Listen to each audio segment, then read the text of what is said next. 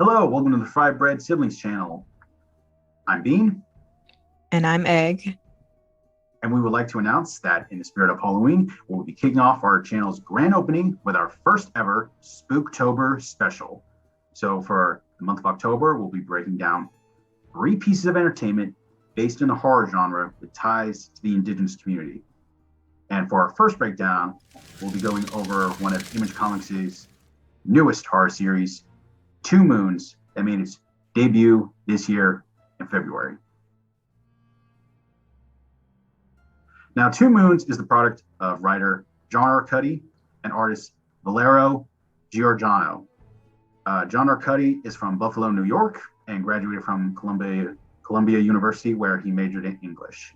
He has been responsible for writing the BPRD series, which is a spinoff of Mike Mignola's famous Cellbore series, as well as Aquaman, Doom Patrol, Gen 13, Mask, and his other creator-owned series, Rumble.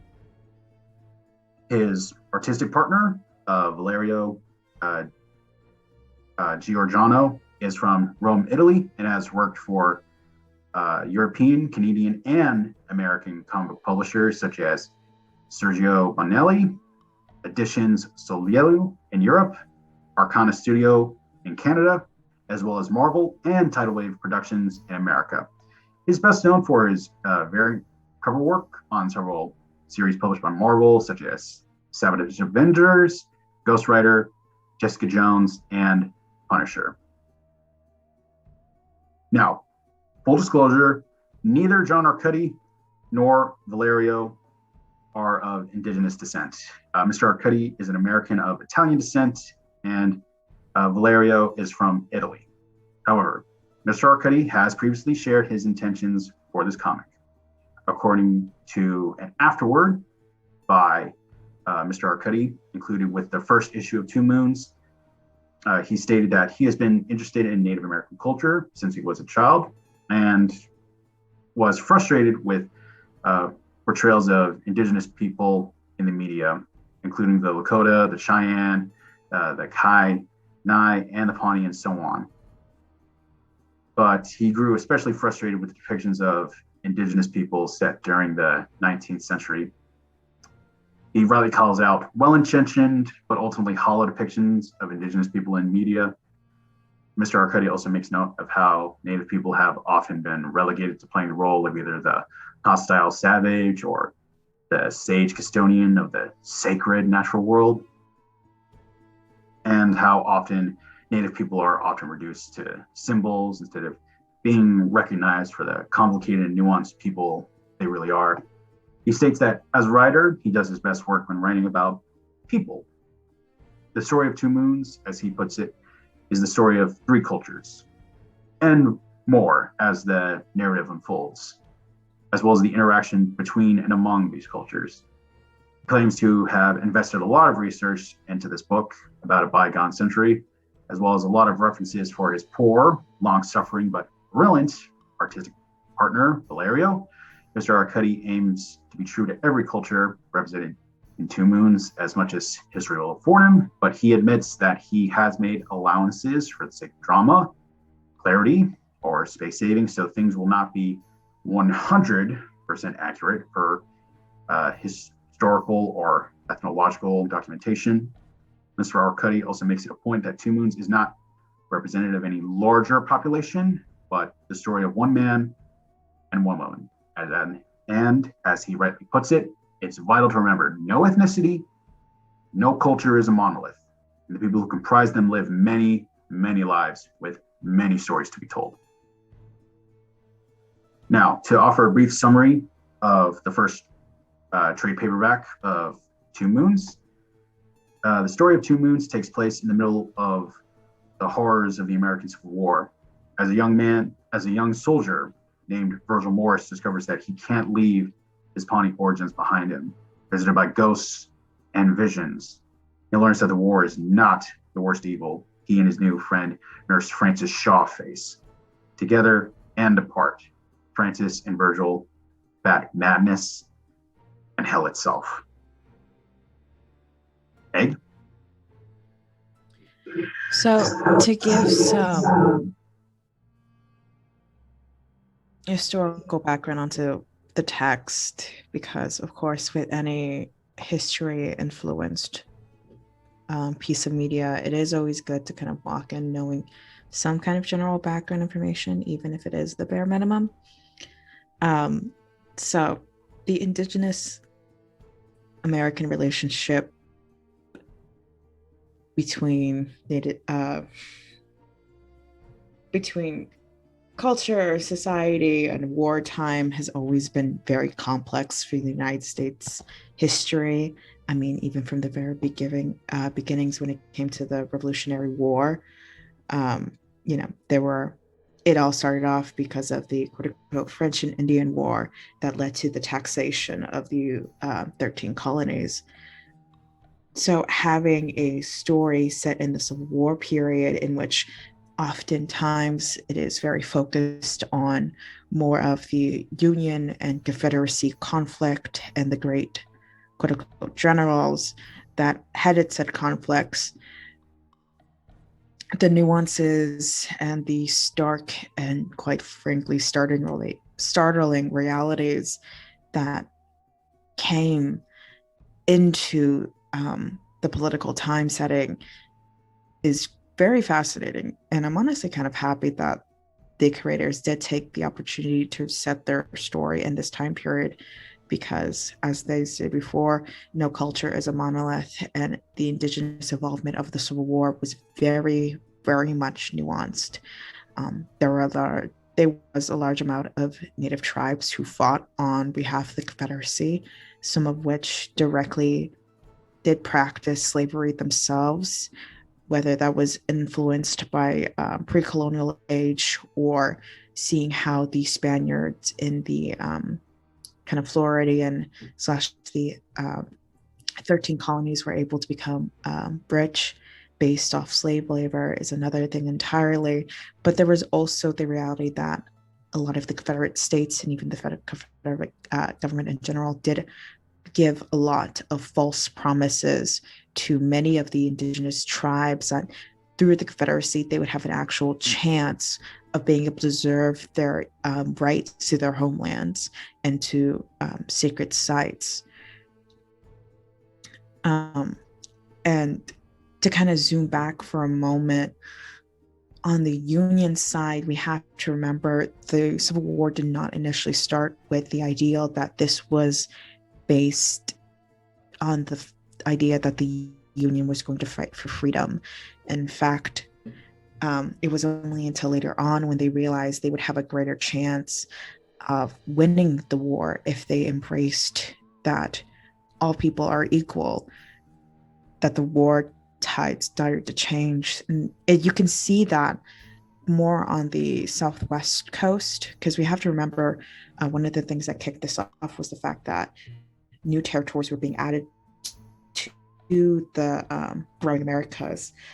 And on the Southwest, which was Spanish populated, Anglo-Spanish populated, that we need to preface, there were slavery practiced over there, and the indigenous people, primarily non-African Americans, were enslaved there. So a lot of the indigenous tribes in that region, including the Apache and Navajo, were directly going against both the Union and Confederacy efforts because in their eyes, it was just another slave master in a different form.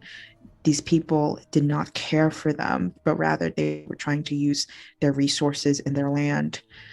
And it took genuine effort upon the Union half to reach out to the Native population to get their aid in defeating Confederacy influence in the region, just so they would have a finest chance. And even then, the Union directly in regards to the Pawnee people of that is involved in this story, when they were enlisted as the Pawnee Scouts, they were seen as more of a chance for the US military to civilize the population and kind of bring the Pawnee people into a coexistence with the United States, as they knew that the tribes were very much a warrior like culture. And so it was more of them wanting to bring them into the fold before they became an enemy. And sadly, the history of the Pawnee tribe is marked by this attempt of assimilation by the US federal government, because they later on became more or less the mercenary Indians in the US government's eyes, as a military force to use against other indigenous peoples of the region who had been historically their enemies, until later on, to a point in the United States history that we all know too well, of the Trail of Tears, in which they were forced off their own homeland that they were promised to be able to keep in order to be marched as a part of a death march to Oklahoma. It's a sad reality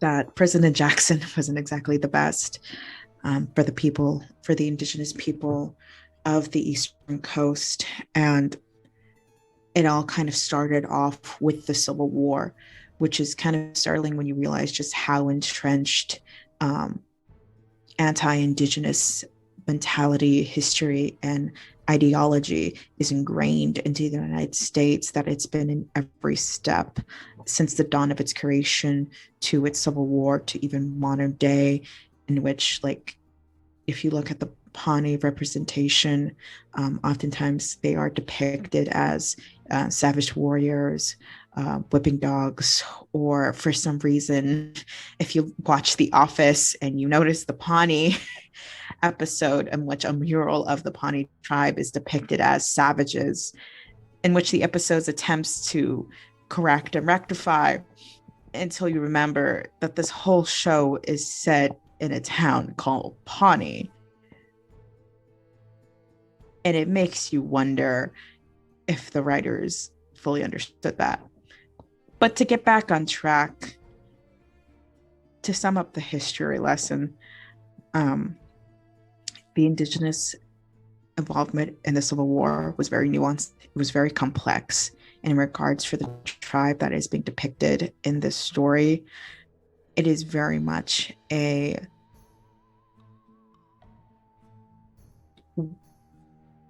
more of a control attempt of the indigenous people than it is truly to bring them in as an ally. I'll pass it over to you, Bean, to continue. Thanks for that. So the characters of at least the first story arc of Two Moons, the Iron Noose, are mostly focused on two people. Virgil Morris, otherwise known by his native name, Two Moons, or at least that's the English translation. And his co-protagonist, Miss Frances Shaw, who is a nurse for the Union. So give some background on Virgil Morris based off of the first trade anyways. Virgil Morris is a member of the Pawnee tribe. When he was a child, though, like many Native Americans, his parents died due to disease spread by the colonists. I believe, at least according to the comic, they died from, what was it?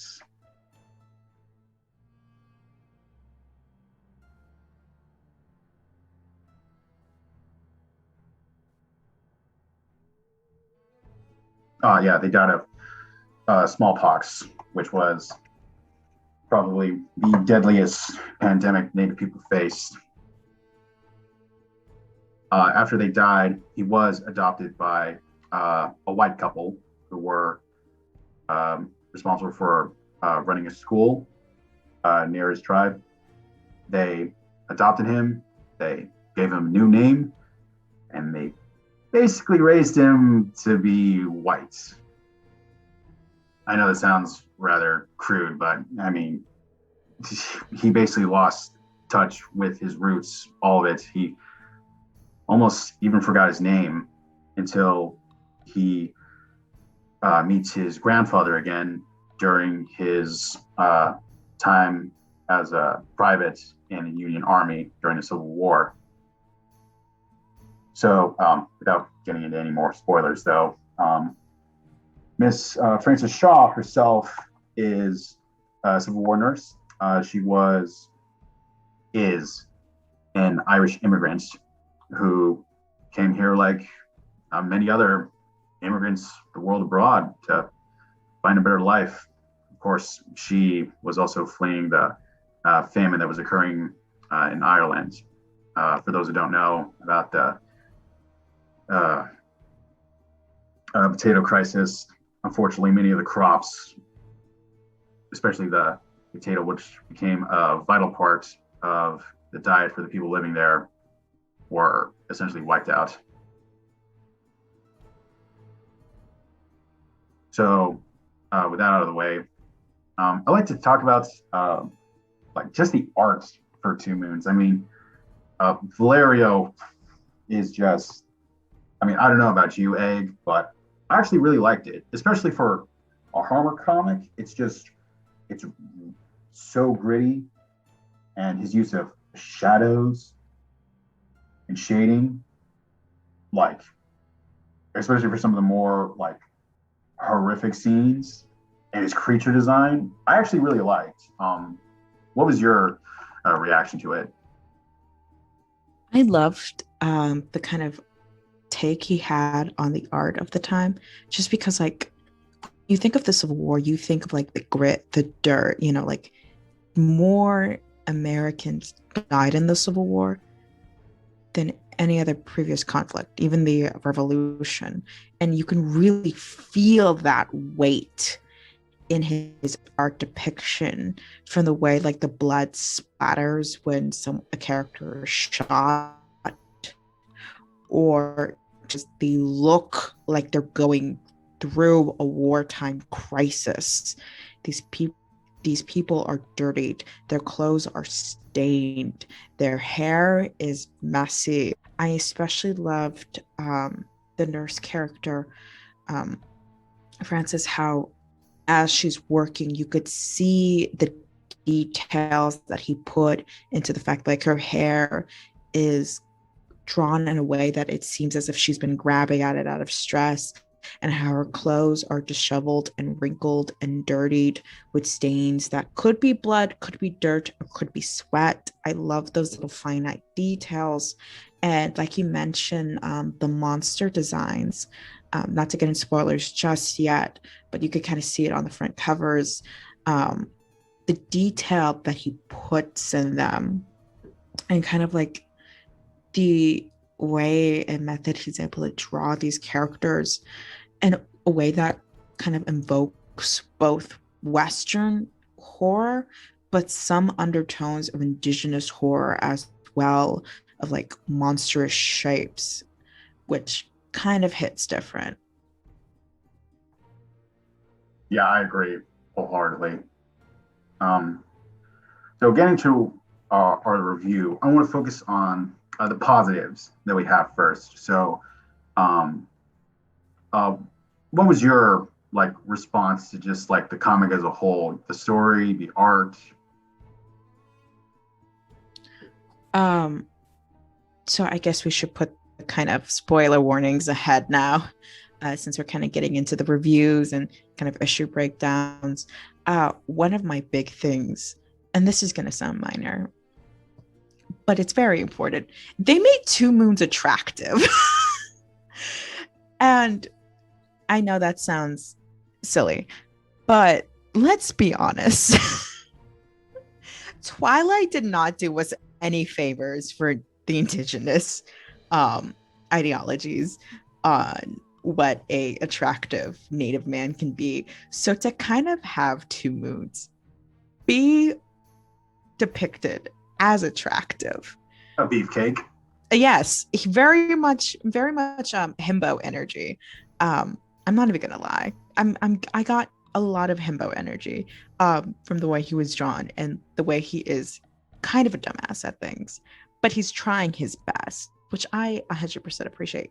um And also kind of how they started off his character. One of the harsh realities when it comes to Indigenous storytelling is that because Indigenous culture and history isn't exactly talked about, um, outside of, the cowboys and Indians, which that's a whole nother topic for another day.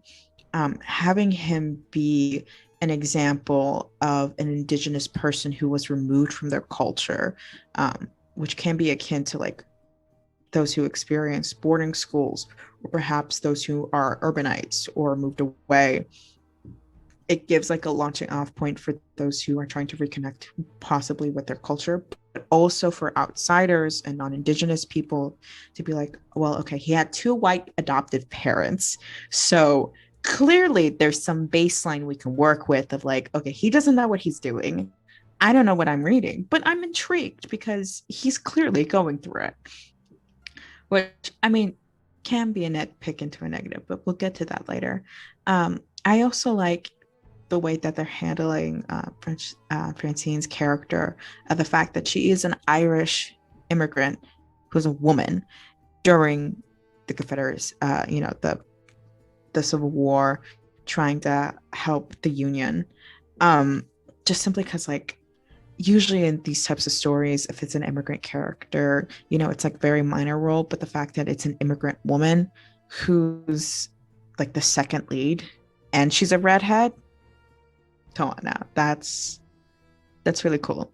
I kind of wish the story was a bit more easier to follow, though. Not that I'm saying there's nothing wrong with the story as it stands. It's just since we're trying to give it positives, like I'm really enjoying how it's flowing. It's just that during some in between scenes, I get slightly confused. But God, the art is so beautiful. Like you can really feel the impact of each panel, and I love the way that the artist has drawn like the landscapes of things, because one of the big things is that during this time period, nature really is staying hold in um, the United States, and you can feel that in the art. You can feel that in the landscapes and the starry nights, and even when they're kind of in like a town setting, or they're in kind of like man-made areas, like buildings or homes or anything, or even like the nurses station, you can still like the grittiness of the nature that surrounds them. I especially love the way that they draw horses, which is such a minor thing, I know, but like for me, the way I could tell if an artist is going to hit different is how they draw a horse. And you know. Actually, You know? horses are pretty hard to draw, and the fact that he like draws so many of them and on double page spreads and battle scenes, and when they're just like moving through the grasslands, it's actually pretty impressive, especially for a guy whose work mostly consists of like just variant covers. I mean, like this guy can draw covers. Make no mistake, I love his covers are for the first 5 issues of Volume One, but the interior art is just as good as any of his cover work. Oh, it's beautiful. It's honestly beautiful. And I'm gonna say this because it does need to be said. I really like the way that he's not afraid to take the risk in his writing of actually depicting that, even though there were Native Americans who fought in the conflict, and even though technically, the United States was building itself off indigenous lands, he didn't shy away from the fact that these characters would see two moons as lesser or an outsider. Because I think if we're being honest with kind of more modern depictions, they try to straw hand like, oh well, not every white person was a bad. We had allies. The fact that it's primarily Frances an immigrant who's able to relate more to Two Moons than the Confederate or the Union soldiers that are involved in the story kind of speaks volumes. Even his own commanding officer thought lesser of him. And yet, this random Irish woman showed him more compassion because she was able to relate to him as a person. I'm just saying. But what are your thoughts? Well, I mean, okay, just right off the bat, I can't sing the praises of the art. I mean, I'm gonna include just some like screenshots of the art, like the double page spreads, and like this guy can do horror. I mean, well, holy, holy hell, some of this thing is straight up nightmare fuel. But he can also just draw like some amazing, beautiful, almost like cosmic art that's just awe inspiring. And like I feel even if the story wasn't that good, which it is, like John Arcudi can write, but I feel like even the art alone is worth uh, picking up at least the first trade alone. Um, as for the narrative itself, um, I really appreciated that Virgil or Two Moons, depending on your preference. Um, I mean, he's depicted as just a soldier who's trying to survive. And, you know, even though he was raised by two parents, he does face a lot of discrimination, both from like his fellow soldiers and commanding officer in the Union Army and from the Confederates who, and, you know, major spoiler warning, who end up kind of saving him, or at least, you know, I guess letting him ride along for a time.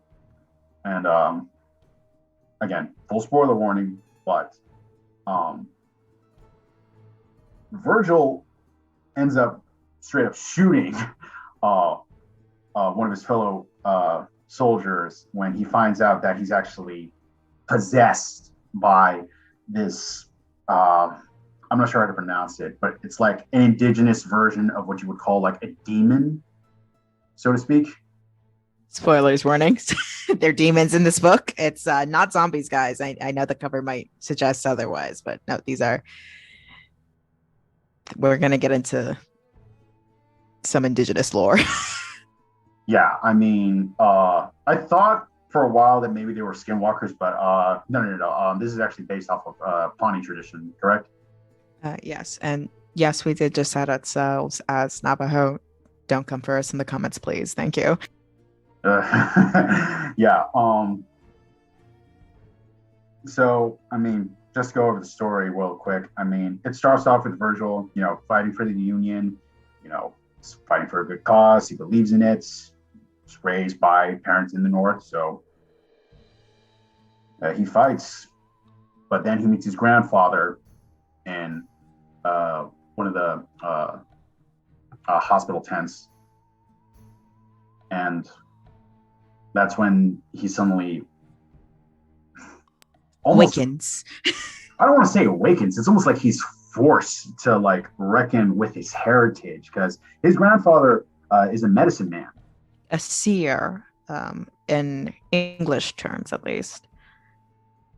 Well, I prefer medicine man personally, but more or less, Two Moons has he basically has to return to his roots in order to survive because once his eyes are open to the truth by his grandfather, he realizes that this war is just it's just a small part of a larger game for these creatures that just feed off of our violence, off of our anger, off of our fear. And at first, at least, he's the only one who can see them. And like I said earlier, he straight up kills one of his fellow soldiers when he sees that he's possessed by this monster, and because he's the only one who can see at first, the Union straight up turns on him. Like his soldiers say, "Oh, the crazy savage has finally revealed his true nature. Let's put him on court martial." I mean, that's what his commanding officer says, although some of his soldiers just straight up wanted to shoot him right there. And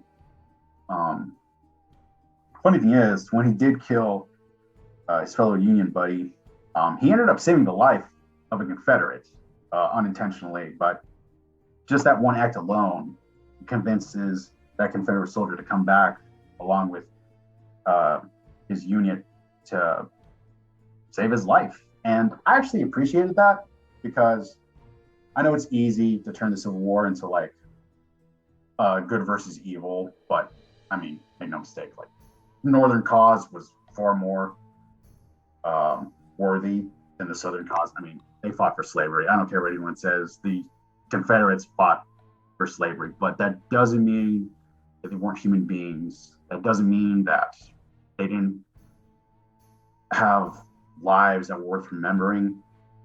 I mean, they were just as much capable of compassion and love as anyone else. And if you actually dig deep into the history, some of these Confederate soldiers were just so pitiable and miserable. I mean, the reality is that, like all conflicts, we like to focus on the figureheads, but the reality is that the common man gets swept up in the conflict that they never wanted any part of.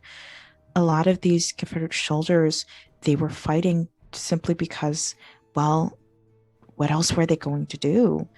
In their eyes, their homeland and their families were at risk of the northern threat of the Union, and they were preyed upon by wealthy plantation owners who needed men to go fight for their cause so their riches, slaves, and land wouldn't be taken from them.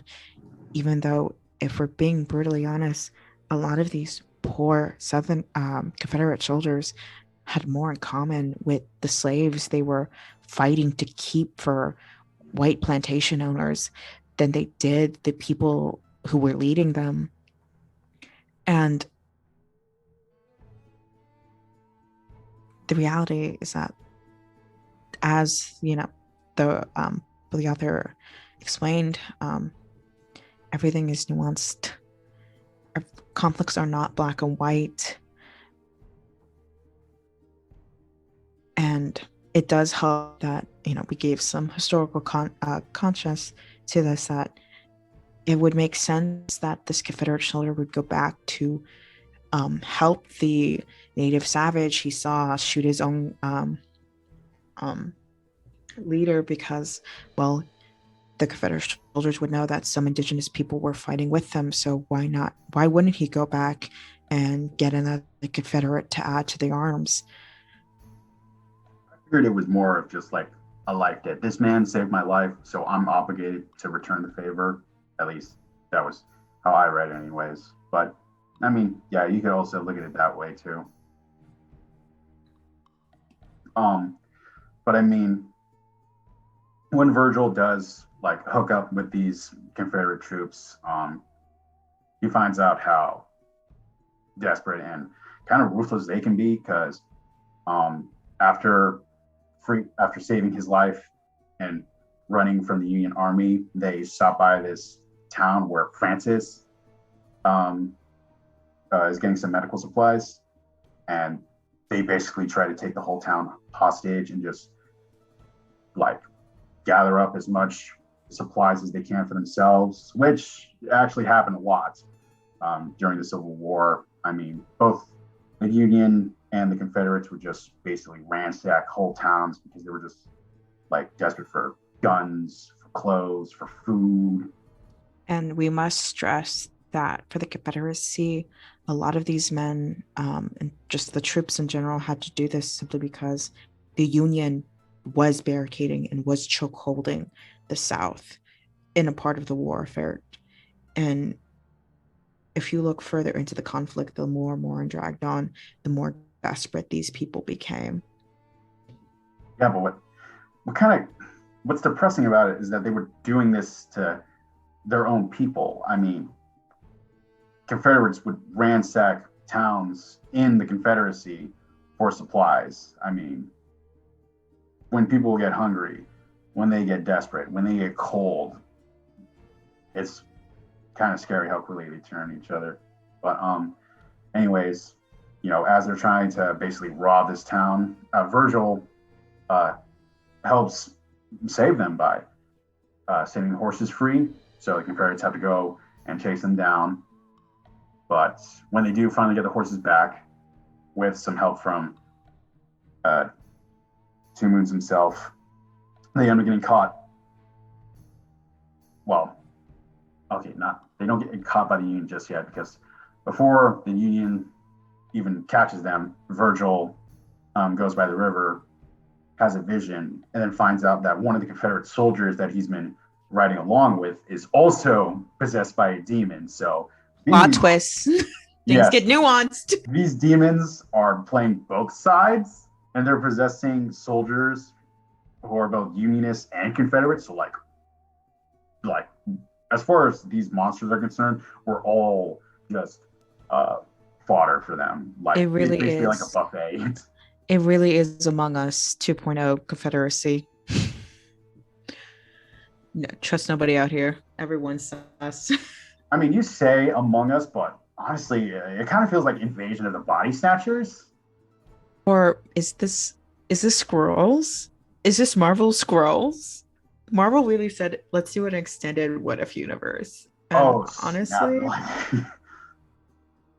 yeah, this kind of is like the Skrulls. But yeah, so Virgil gets into a fight trying to kill this monster, and that leads to a whole thing with the other Confederate soldiers who come in trying to save their buddy, even though, because at this point Virgil is still the only one who can see the monsters, and he's like, "Oh, am I crazy?" Or we should also preface a part of his journey of trying to listen to the dead ghost of his grandfather and the coyote god.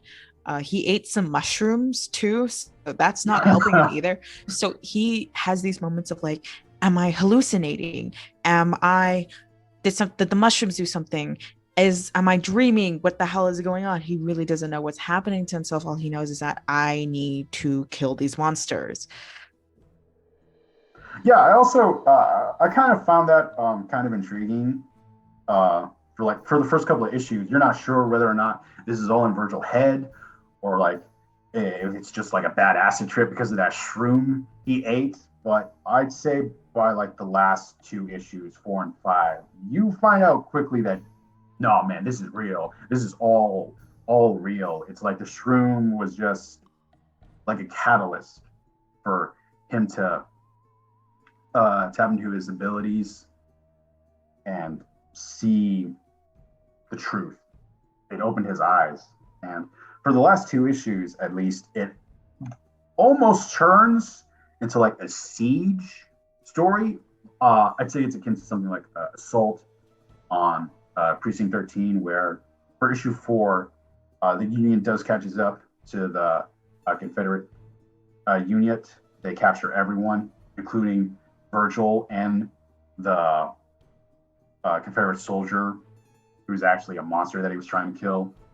And they take them back to that town where they're put into jail and awaiting court martial.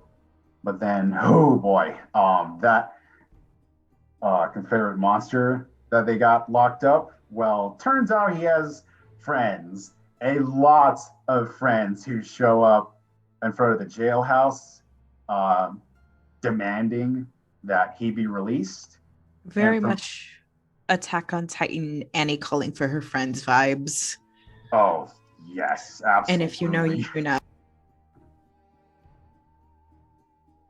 So, Virgil and it's at this point that finally everyone, not just Virgil, but all the Union officers and soldiers see the monsters as they really are. And man, some of these creatures' design are just so scary, but also kind of cool, because you got all kinds. You got insectoids, you got like these almost gorilla furries, and you got, Don't attack the furries like that.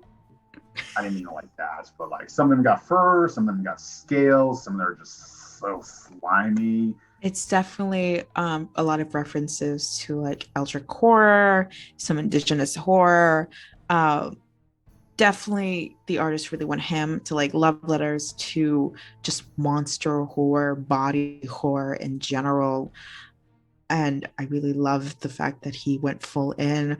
Also, preface, guns don't work on them. No, no, no. Guns can work, but only if it's iron. Their weakness is Iron, baby. iron. Because we're werewolves.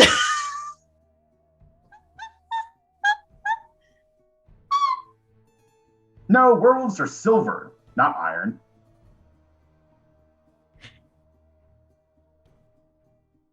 You Come right. on, admit it, you messed up. You right. You right. Look, look, look. I'm used to coyote stories. Don't come for me.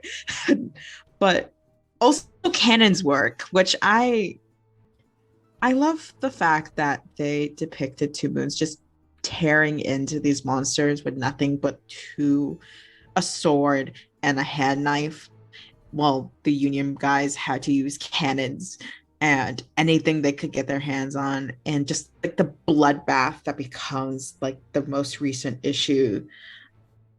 Oh yeah, like for the final issue, it's just like balls to the walls, blood, gore, and violence. So like, if you get queasy at this kind of thing, um, maybe skip that issue or just stay away.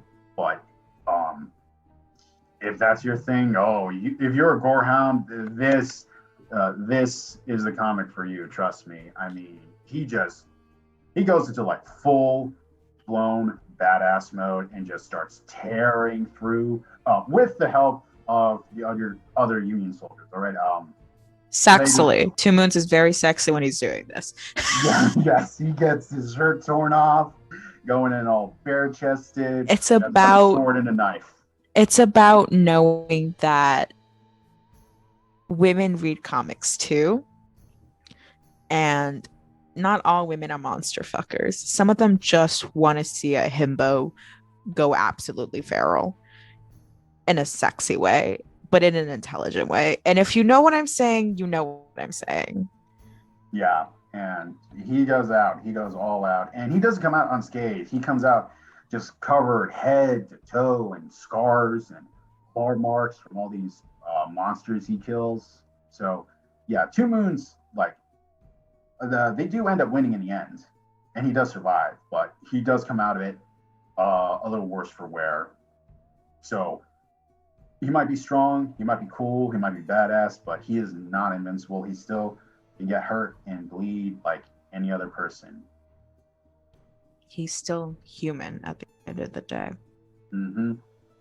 And also, one thing that I particularly liked about issue 5, the last issue for the trade, is that it opens with the trial set ahead of time, that court martial I mentioned. And at first, you think it's Virgil who's going to get the noose. But then you realize at the end that no, actually, the Union let him go, which I appreciate because, I mean, if this were a more cynical story, Virgil and that Confederate / monster he outed would have both gotten hung. But thankfully, he is spared, and he actually gets to just ride off into the sunset on his horse. He even gets his own little cowboy hat, which I thought was pretty cool. And like the final panel for the issue, I mean, it's just so. I'll put up a screenshot for the audience so they can see, but I mean, It's lovely. I found it actually kind of haunting because like it shows the hanging.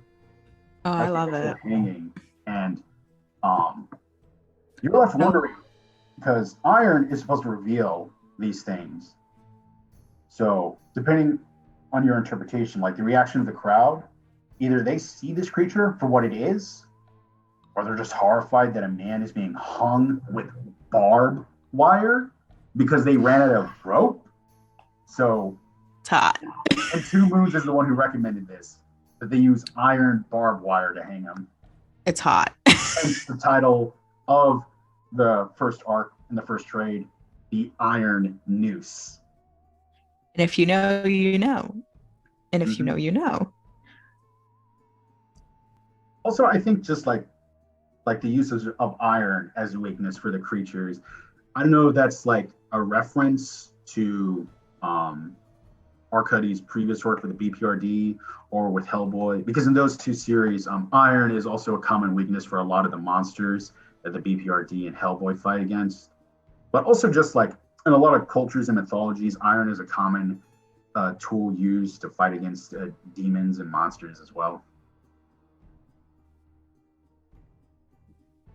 So any other positives that you want to mention before we get into the negatives? The realities. I would definitely have to say that I am just happy that this story was able to be told in the way that it was meant to be told. Um, Simply because like the creators did not pull back any punches and showing like the brutality and just how far they were willing to go in the depictions. Um, and like I preface, Two Moons is an attractive indigenous man, and if y'all can't appreciate him, I don't know what else to say. Okay, one last positive that I want to mention real quick is just the variant covers. I mean, some of the variant covers for these issues, I almost prefer them over the ones Valerio drew. No disrespect to the man, okay? Like, make no mistake, like the covers he draws in the interior art are amazing, but just some of these variant covers are just so beautiful. They'd be hitting different. They're like just so cool to look at. I mean, yeah, like I'll put up some screenshots, but I mean, just look at it. Just look at it. They're gorgeous. They're honestly breathtaking. And I kind of wish that there were like posters, like legitimate like posters of the artwork somewhere that I could purchase without bleeding out my bank account. The struggles. But God, I love it.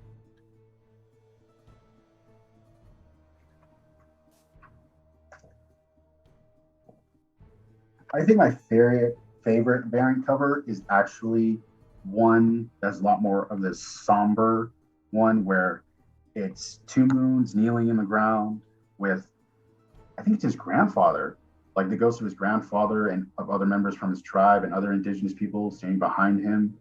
And it's just like, it's so calm, so solemn, so peaceful. And the colors, it's just, that should be a poster. I wish it was a poster. I'd pay for that to be a poster. Okay, so now that we said all the positives, we got to talk about the negatives. So you can go first. Okay, right off the bat, we have to acknowledge that this was a Native American story, not told by Indigenous people. And as much as we could say, like, well, anyone can tell a story, you know, you don't have to have culture, you don't have to be of the culture to be able to tell it, as long as you do it respectfully. There is a reality of like, you kind of taste that there could have been more indigenous, how do I say this, context injected into the story, or at the very least like more indigenous flavoring, like by authenticity. by using like the ghost character of the grandfather and Coyote and his trips that he has because of the mushroom and when he's seeing the visions of the monsters. But we're not given that, whether or not that might be maybe the author wanting to save it for future editions, or him not feeling fully comfortable writing them. kind of does make me wish that there was an Indigenous co-writer or Indigenous involvement, just simply because I would love to have seen just how far they could have taken certain scenes if they understood the cultural backing behind it and were able to write it in a way that truly conveyed the understanding of it. Um, and furthermore, we have to acknowledge the elephant of the room that Indigenous stories have, for the longest time, not been told from an Indigenous perspective. You know, we have the stereotypical Disney Pocahontas. We have to acknowledge whatever Dancing with Wolves was, um, which is such a shame because we can see now, especially, that when you allow Indigenous creators a chance to fully demonstrate what they're capable of, we can produce such beautiful artworks and such captivating stories. Um, just to list off some examples, um, like compare Disney's Pocahontas to something like Reservation Dogs. And I'm not saying that this comic book is Pocahontas, falsities fully. It's just that I wish there was a cultural contact that the writer could have had, because I feel like there is a layer of potential that he's not able to reach because he doesn't have that contact. Furthermore, I kind of mentioned this briefly of how I felt the story was a bit confusing at times just because it was kind of hard to follow. Mostly because the transitions of when he's having visions and when he's not um, is harsh, which is meant to be a part of the story of like he can see the demons, the monsters, no one else can, but it's kind of hard to see when he's kind of going in between the Union and Confederacy, and when he's having a kind of dreamlike hallucination, or when he's in the present moment. But that's more of a minor nitpick, and I'm willing to sacrifice that if it means that the art itself is able to be kept. I just also wish there was more of the characters. So I know we hit that Two Moon, obviously. We love our very attractive male lead. But I do wish we got more of how his upbringing impacted him. We see a lot of him kind of hitting that wall of like, what is happening to me? I'm getting powers that I never knew would be possible. And I kind of wish we had more of those brief moments that he has of like, well, I had, two white parents who raised me, and I have some indigenous, but I don't remember my parents. Kind of like, I wish he had more moments of like him trying to come to terms of like, something's happened to me. I wish I had my historical heritage to lean back on, but I don't.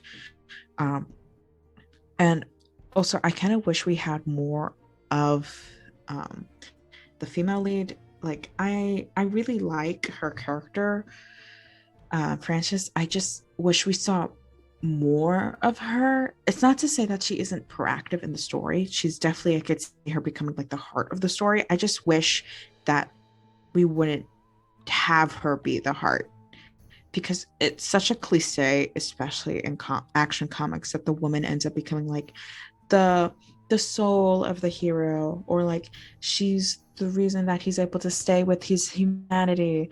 And I hope possibly in future issues, or whatever they want to continue with the story, that we see her truly becoming like an ally to Two Moons, and the fact that she's more than willing to go um, down in the deep and get dirty and kill some monsters alongside him, because from the looks of it, he's going to need all the help he can get.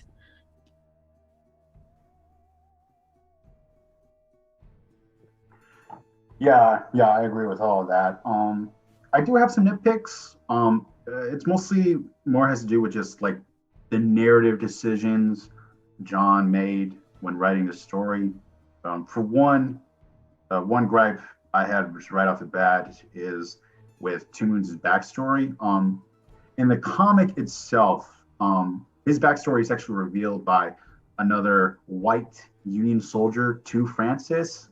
And that kind of frustrated me because I felt it would have been a lot more compelling and it would have helped draw on Francis and Virgil together if he himself had been the one to tell about his past, about his parents dying and him being adopted. I mean, you said it yourself earlier, so often Native stories are told by white people. And the fact that Virgil isn't even the one who gets to tell his own story, a very personal, private, and tragic story, I might add, because his parents died from a horrible disease and he was left orphaned. I mean, what that does to a kid, an indigenous kid, I mean,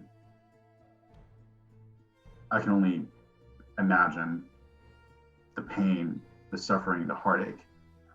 And also the fact that it was smallpox, and like people, especially now, like with COVID times, like people need to remember smallpox was the disease that wiped out a massive chunk of the indigenous population. Genuinely, we went from spread out the entire continent, like we were established civilization, like the thing you like comparely to like Asia or Africa, like we had a large population and we were wiped out by smallpox, by measles, by the Black Plague. But you know, like his story of the fact that he's an orphan and his parents died of one of the most worst diseases and epidemics that happened on these in the North American and South American continent be told by a white character to another white character kind of encapsulates what I was saying earlier. Like, I wish they could have like an indigenous consultant of some kind to really be able to fully get into the nuances that the story presents such great opportunities for. Yeah, definitely. Another issue I had was the choice to kill his grandfather off. I mean, I understand the circumstances of his death. Like, it makes sense. Yes. It's just that I feel it's a wasted opportunity to kill off the one familial connection that Two Moons has to his Pawnee heritage. In the first issue, I might add, in the conversation he has with his grandfather, is with his ghost. Because when he does show up to visit him, he's already dead. And the one who stayed by his side was Frances. And I adore her for not letting his grandfather die alone. I appreciate her for that. But uh, I feel for Two Moons in that moment. He wasn't there for probably the last blood tie he had. And I mean, there's so much you could have done with a grandfather character if you had kept him. I mean, he could have helped actually teach him, become like a mentor figure to Two Moons for the rest of the story. But they just kill him off. And it kind of frustrated me because, I mean, as far as the first volume is concerned, the Virgil is basically the only native character we see throughout the Iron Noose arc. And I understand, like, it's easy to focus on like the individual experience, but like you said before, the writer is not indigenous. He has no ties to the community that I'm aware of, at least, and it mostly is just about Two Moons' story and his journey through all this horror. But the fact that he's all alone, that the rest of his tribe, his friends, any other cousins, uncles, or aunties, like, they're not mentioned, they don't show up. It's just him all on his own in a world that he grew up in, but he's still an outsider too. And I do hope that perhaps in future issues, we will be able to see just how the writer plans on having his heritage fully impact his character and the narrative moving forward. Because from the way it looks, it does seem that Two Moons will be going out and trying to find information on what exactly is happening to him. And but that does bring up one of like a concern I had of the fact like, will this be done in a respectful manner? Um, like as an indigenous person, I always have that slight paranoia when one of our stories is told from an outsider, um, where you could see a story like we get very invested and then we find out that, well, things aren't written in a very respectful way, or things are written in a way that isn't exactly how do I say this, understanding of source material. And there is that slight paranoia I personally have now continuing on of like, I'm invested now, but I'm scared of being burned again. Yeah, I share that same fear. And um I mean, I hope that this doesn't turn out to disappoint me as the story unfolds. But for now, I'm going to keep my fingers crossed. And I guess one final nitpick I had, narratively speaking, was with the last issue during what's almost Virgil's last stand against this monster horde, and and like the conversation he has with the coyote spirit and with his grandfather, who initially are the ones who revealed to him the existence of these creatures. And they're the ones who told him that you want to kill these things, you need to use iron. But for some reason, they tell him, no, don't fight. They say, stay away. But Virgil's like, how can you advise me? How can you tell me? How can you reveal these things to me and expect me to stay my hand, to not fight, to not defend myself?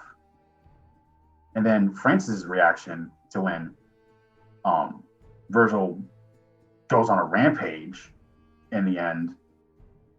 I mean, I understand, like I said, this comic is very bloody, very gory. So her reaction makes sense in that extent. But what kind of irked me, and I don't know if maybe this is just me reading too much into it, is that it almost treads, whether intentionally or unintentionally, into the savage Indian trope. Because she's just horrified by Virgil and what he's doing.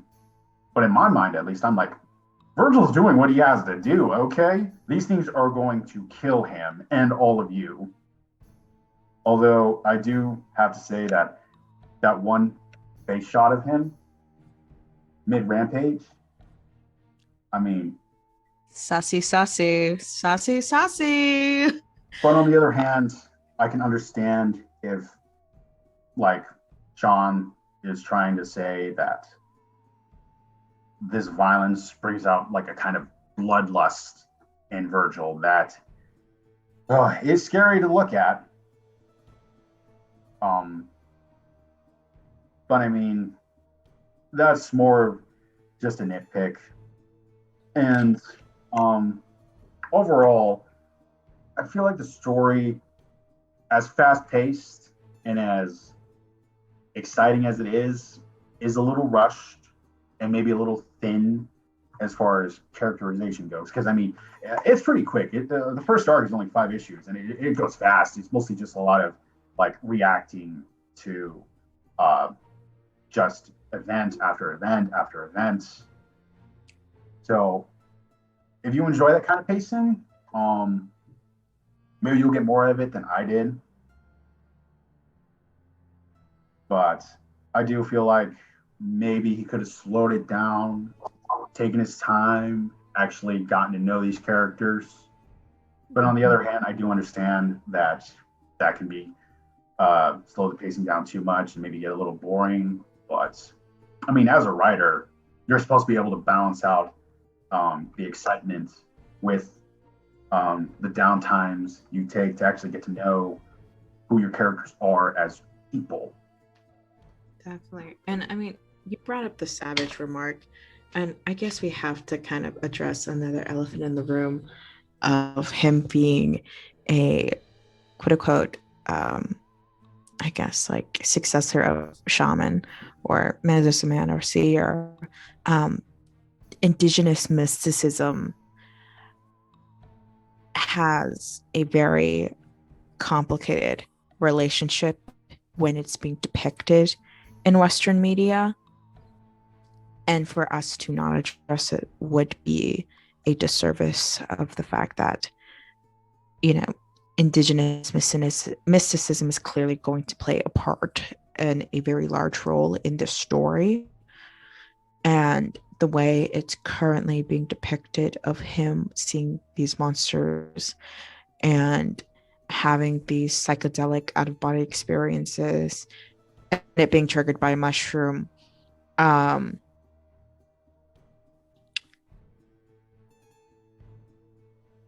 is giving me slight hippie vibes, not even gonna lie.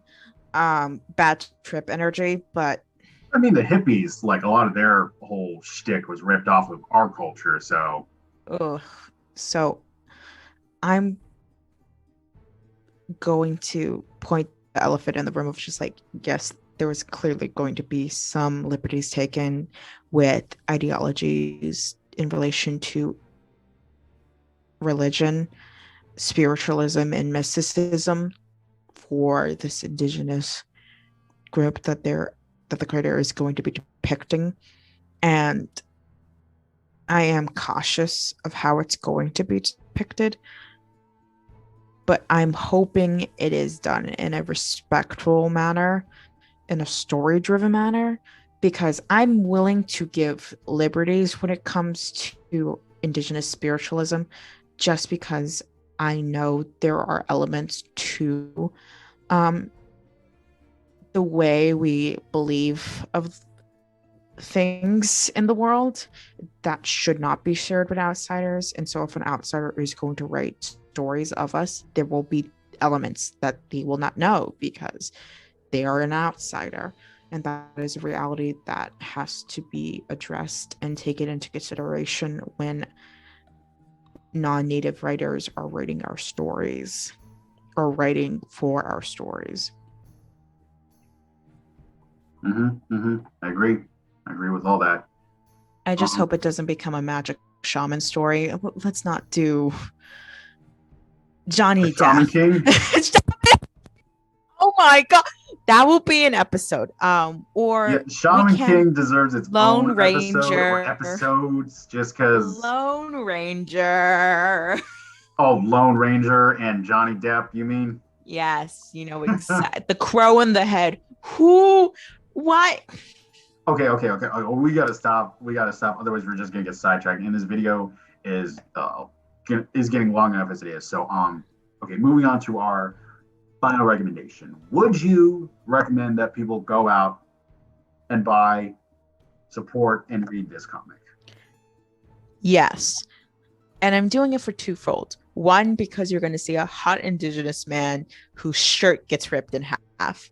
And two, because we have to support, excuse me, I'm drinking tea, don't judge me, indigenous led character stories. It is a sad reality when it comes to media depicting indigenous people, but for these corporations and companies, if we don't come out and show support, they don't care. And as much as I hate to say it like this, if the white written story about Native Americans becomes successful enough, maybe we can get a Native American written story. SMH. Well, there are Native American comic writers and artists. I know several who are working for Marvel. Recently, I know Taboo did that werewolf comic, Werewolf by Night, and that will get its episode. Don't get me wrong. Werewolf by Night, baby. The furries. Okay. So, do you have anything else to say? But I will refrain from recommending this if you are squeamish. If you don't like depictions of violence, there are multiple scenes, including the very end, as we kind of spoiled, of people being hung in reference to lynching. So if that is something you don't want to see in your media consumption, please by all means enjoy the cover art and the artists, some of the art galleries, and maybe some biopsies, but don't read if that's not what you're looking for in a story. Okay. Well, I would also recommend this book. I mean, if you're a history buff, if you have any interest in Indigenous culture, whether you are a native or not, um, I'd recommend going out and buying this book. And if you're a history, and if you just want to read a good horror comic set during the Civil War with blood, guts, And a Native American flair. yes, then go out and read this comic. You will not be disappointed, or at least I wasn't disappointed. I mean, there's a lot of inspirations. I mean, like I said, Assault on Precinct 13, some Civil War movies that it references, as well as um, like some Eldritch Cthulhu-esque horror. Because I mean, that just that one scene where Virgil is talking to the coyote spirit. I mean, That's vibes, man. I want that on a shirt. yes, no, I want that on a poster. I want to hang that up on my wall, please. Of course, we will cover it when our mom comes to visit us. And if you know, you know. If you know, you know. Yes, so like, please, if you can afford it, if you're interested, please go out and support this comic. I have high hopes for it, and I do hope that it continues to grow and build as it goes forward. So, And of course, if this stuff crashes and burns, we will be the first ones to tell y'all in a yes, follow up. yes. So, um, in our closing comments, um, I'll include a links to purchase the comic yourself off of Amazon, In Stock Trade, and Midtown Comics. Or if you want, please stop by your local comic shop, pick up the issues or the trade paperback if you would prefer. I'll also include my sources for the interviews and links to social media for John Arcudi and Valerio. He also has a commission page. So if you're interested in him doing some artwork for you, just, hit him up. Yo, With, Axis meant to be doing Two Moon stuff, please. I need more sexy depictions of our main lead, please. yeah, well, if you want him to do some Two Moon sexy art for you, then, just hit him up on his social media, visit his art page, and he'll do commissions on request. I'll also include the links to egg sources for her brief historical research. And by all means, I would encourage anyone who is interested in learning about Native Americans through, like, not just the Civil War, but just our history, like, throughout, even before Christopher Columbus found America, quote unquote. Yeah, it's fascinating. Okay, whether you're native to the culture or an outsider, just look into it. It will astound you, I assure you. I mean, I'm still learning new stuff every day, not just about the Navajo tribe that I'm a part of, but just other tribes. I mean, I didn't even know about the Pawnee Scouts before this episode. So, hey, the more you know, right? I'd also like to. Oh, sorry. Go ahead. I was gonna say also, if you think that you know all you can know about certain conflicts that happened in history, read about it from the indigenous perspective, and you're going to find out so much you never knew. That's all I'm going to say. Mm-hmm. Mm-hmm. Absolutely. Absolutely. Um, oh, and I guess I have to do this out of obligation, but like a quick disclaimer, all of these screenshots I'm including, all the content, all the stories, whatever, that is all the copyrighted work and property of John Arcudi and his artist Valerio. Okay, that's all them, all them. I'm just a guy on the internet reviewing it for your viewing and listening pleasure. And if there are any other recommendations for any other Indigenous comics that you guys would like us to review or break down, then by all means, just make a comment down below. And if it interests us, maybe we'll do an episode about it. And let us know whether or not you'd like us to continue reviewing Two Moons on our channel. And for anyone who's interested in Two Moons going forward, the comic did go on a brief hiatus. However, it is coming back this October, as a matter of fact.